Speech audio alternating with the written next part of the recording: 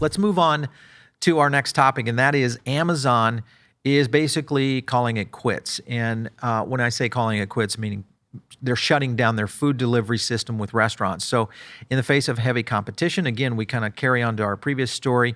Grubhub and Uber Eats has definitely put some pressure on Amazon, even though I do think that Amazon, if there is someone that could trump Uber on data, it would be Amazon, just their history of the Prime program and what they understand of consumer buying habits. But however, they are shutting down in the United States. They've been kind of dialing this back. They started dialing it back in November when they shuttered their service in London.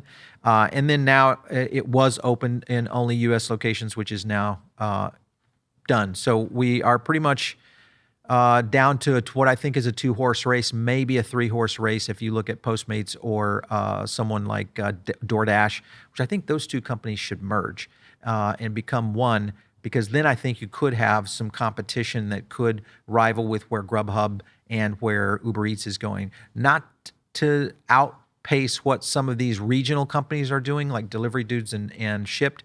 Some of those companies that are right here in South Florida do a great job. And we are seeing some of that, and I'll talk about that in a second. But here's my analysis. Amazon has more data than pretty much any of these players in the sector, and they could upend the entire stranglehold they have on the current marketplace. I'm not sure why they're pulling out. There may be some issues going on with Whole Foods right now and maybe their understanding of food service. They may be after the grocery play here, which could be a good factor because they would be one of the leaders, I think, in obvious reasons with Whole Foods.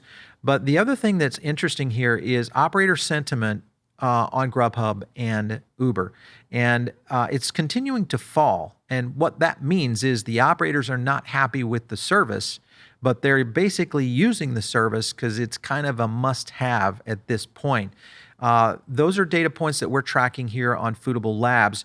And I think if you look at that, even though Grubhub's revenue is up over 39%, this company is kind of at a point of no return. I don't know that there's anything that's going to stop these companies unless we see massive adoption of self-delivery or origin delivery from the operators. The only other thing that could stop these companies is if somebody gets really sick from a delivery and there's a massive pushback from the consumer operations, which would affect their IPOs and their public stock offerings. So I think this is still a game that is in its very, very early innings, and we are yet to see where the future is going to be.